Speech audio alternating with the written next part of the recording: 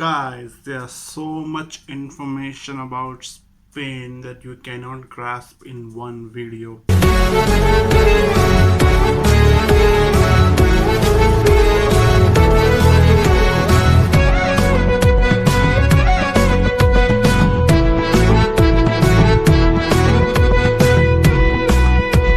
Hey guys, welcome back to my channel We Learn Together. This is your host Harish, and today I brought you another video from FTD Facts called 10 Amazing Facts About Spain. I'm sure you're well aware about the Spain situation right now due to coronavirus, but apart from that, there are so many amazing things they have in their country and their culture that we didn't know about. So I bring this video to learn something new, and I hope you'll also learn something new, interesting facts about the country. So let's go and watch.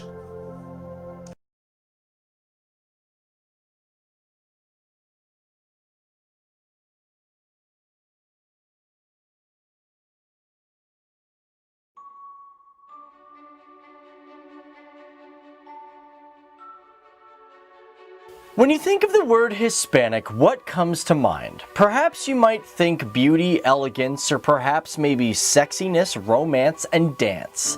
Today here on FTD Facts, we're diving into a country with a unique origin and story. The country of Spain, a place with much history that has led to the discovery of the New World and much more. A country where Latin got its origins. Welcome to the beautiful and elegant country of Spain. Hey everybody, what's going on? Dave Walpole here, and welcome to FTD Facts. Now, for this episode, yes, we're talking about Spain, and I gotta say I'm really excited for it because, well, first of all, this is one that people have recommended way back in the past for us to do, and we just never got around to it. But considering we're doing European countries, we figured now is the proper time to do this. And of course, for me, I'm just really excited to talk about this, not because everybody recommended it, but I just really love Spain. I think it's a really beautiful country, and it's got beautiful people in it. Now, before I get in this video, letting you guys know about Grammarly.com. These guys are our sponsor. And of course, before getting in this, I want to know, what is your favorite thing about Spain so far? If you guys don't know much about Spain, well, guess what? Let's get into it and let's start learning about this great country. So first thing we gotta mention that its proper name is actually the Kingdom of Spain. Now the thing about Spain is it is pretty big when it comes to its population and its size when you compare it to the rest of the European countries. For example, Spain has a population estimate of over 46,468,100 people, and it ranks at the 30th largest country in the entire world. Now, if you were to combine all these people and stretch it over the land, they have a density of 92 people per square kilometer. But how big is Spain? Like I said, it is one of the biggest countries in all of Europe. Well, for its land size, it sits at roughly 51st in the world, equaling 505,990 kilometers square. And if you were to compare this to the rest of the European continent, it sits at 4th largest. However, it is 2nd largest in Western Europe, but it is the largest in Southern Europe. But this is the thing, when it comes to its land, Spain is what you like to call a transcontinental country, meaning it has lands in other parts of the world instead of just its mainland. However, with that in mind, it's interesting to know that while we are talking about Spain, during this time the country is recently dealing with a referendum known as the Catalonian independence. Now, although the region of Catalonia is really begging for its own independence, in the modern world this kind of happened back in 2006, but throughout history it's always kind of fought for its independence. And one of the reasons for this is because it was actually an independent region until about 1150 AD. And when it comes to Catalonia, it's pretty much already its own self-governed region with its own president, police force, government, and broadcaster. And one of the problems right now is Spain wants to control its police force because currently it controls the military force and foreign affairs for Catalonia. Now, speaking of these regions, there's approximately 18 divisions within the country. However, they do have provinces, and including islands, it has approximately 52 of them. Although somewhere I read strangely that Spain has 50 provinces, so I wasn't quite sure how that translated. Maybe one place I read had it incorrect, or maybe there was an update or something like that in the last couple of years. I don't know, but from what I've mostly read, it has 52 provinces. But jumping back to the Catalonia issue, Catalonia, the region, has 4 of these provinces, and they are Lleida, Girona, Tarragona, and Barcelona.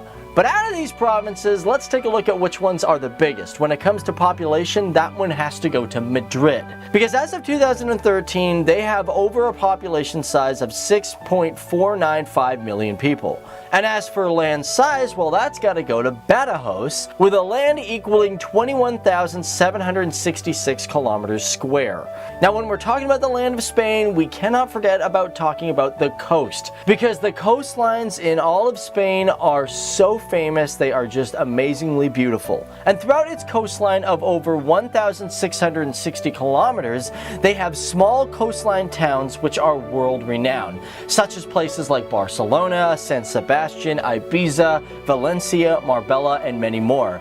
And as a matter of fact, these towns are so popular that a lot of musicians have put the names of these towns in their songs. For example, David Bowie talked about Ibiza in Life on Mars. I think that's the name of the song. But let's talk about money of Spain. Well, first of all, they actually use the euro. They adopted this form of currency on January 1st of 2002. But however, breaking down its economy when it comes to its nominal gross domestic product, it ranks at 12th in the world with a total of $1.232 trillion, with a per capita of 26,643, ranking its GDP per capita at 30th in the world. Now, with that in mind, one downside to Spain, and like I say here on FTD Facts, we talk about the good and the bad because it's all one big broad story, is that Spain has the largest wealth gap in all the European countries. However, when it does come to money, the country has a very balanced amount of imports versus exports. And although they focus more on importing with $299 billion in imports, ranking 15th in the world, the exports actually rank 17th in the world, equaling $275 billion. So how is this broken down? How do they make so much money in imports and exports? For exports, about 13% of this is cars, with 21% of them going to Germany, 18% of cars going to France, and 13% going to the UK as well as other countries. And of course, with cars being exported, you can't forget about vehicle parts. That comes in second with 3.6%. But as for imports, oddly enough, cars come in at 6.1%, and oddly enough, I found it strange that 32% of those cars are coming from Germany, so it's kind of weird that they're just trading cars back and forth. To me, it seems probably more logical that you would just sell the cars in your own country, but I don't know. However, coming in second, 6.3% of its imports is crude petroleum, with 14, 12, and 11% coming from Nigeria, Mexico, and Saudi Arabia. However, jumping back to exports, one thing that this country is famous for is olive oil. As a matter of fact, it's been recorded that the country has provided the world with over half of the olive oil demands. It produces a minimum of 1.5 million tons of this stuff a year, and in 2016 the amount of olive oil came in to equal $3.49 billion in revenue. As well, let's not forget that in Spain, they are very popular for their wines. Because in the same year, they exported about $2.49 billion in bottles of the alcoholic grape. So, one other thing that's really fascinating about Spain, and this is probably one of the best things that I love about it, is it has a lot of UNESCO zones. As a matter of fact, out of most of the countries that we've talked about, it just defeats all the other countries. Not to say that that's any better, I just love the UNESCO zone, world preservation sort of thing, but this country has a lot of them. Currently, in 2017, it has 40 cultural locations, 4 natural, and 2 mixed, which makes it have 46 UNESCO zones. That's insane. And what makes this country more unique is when in 1984, when it got its first inscribed locations, they actually had 5 of them. But overall, when it comes to them having the most UNESCO locations, they are ranked at 3rd highest in the world. That's one thing I guess I love about the Spanish, is that they are down for preserving their cultural history. And one we should definitely mention is the archaeological site of Atapuerca. Now, this is a cave system where some of the remains of the oldest human beings to be ever discovered in Europe were found. The bones date back to over 1 million years ago, with these hominin fossils being found during a 1964 excavation with archaeologist Francisco Jorda Cerda. And it's really quite an amazing thing, guys, to be able to look back in history and see where we came from. And I mean, like, yeah, over 1 million years ago, that's pretty nuts. Now, Spain is also a country that definitely has some interesting, original, and amazing features about it. And one major point when it comes to this is that it has the world's oldest restaurant. The restaurant Botin, which is located in Madrid, Spain, has been running since 1725. And of course, other restaurants may wish to claim this title, but it is so famous that even Ernest Hemingway wrote about the Cochinillo asado dish, which is basically roasted suckling pig. And since then, or maybe even beforehand, it became its most signature dish. So one thing that we have not talked about yet when it comes to Spain, yeah, sure, we've talked about past cultural things, but we haven't talked about present cultural festivities. Because in Spain, they have a festival called La Tomatina, and it is the craziest festival I've ever seen. Okay, maybe not the craziest, but it is definitely unique. I've never seen this anywhere in the world. It is basically a giant tomato food fight festival. That is awesome. Since 1945, this festival happens once a year in the Valencia town known as Banol. And it happens on the last Wednesday of every single August, and I gotta love that because August is my birthday month. And apparently this all started because during a parade way back in the day, some man fell from his viewing point and he got angry and started throwing tomatoes, making the whole town erupt in a vegetable throwing battle.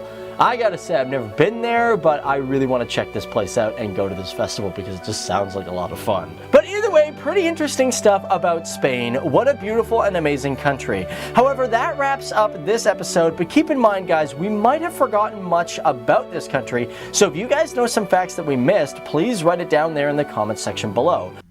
Guys, there's so much information about Spain that you cannot grasp in one video. I love the scenery they have shown in the video. I would like to go to Spain right now at the moment, but due to coronavirus, we cannot go anywhere in the country. But honestly, the sightseeing, amazing. I can spend my life over there without doing anything, just taking photographs, making videos and all. I have nothing else to say. Mamma mia, that's what I can say. But apart from that, I have learned I would say I have learned very new information which I was not aware about. The festival Tomatino, that festival I heard about, but I was not aware that it held in Spain. And this is something new that I learned. And also there are many interesting facts he has mentioned in the video. I hope with this video you have also learned something new about the country, and I'm sure you would also love to go to Spain someday. If you like this video, don't forget to hit the like button, subscribe to our channel, and share your feedback in the comment section below. We'll come up with more videos in coming days. Take care. Bye bye.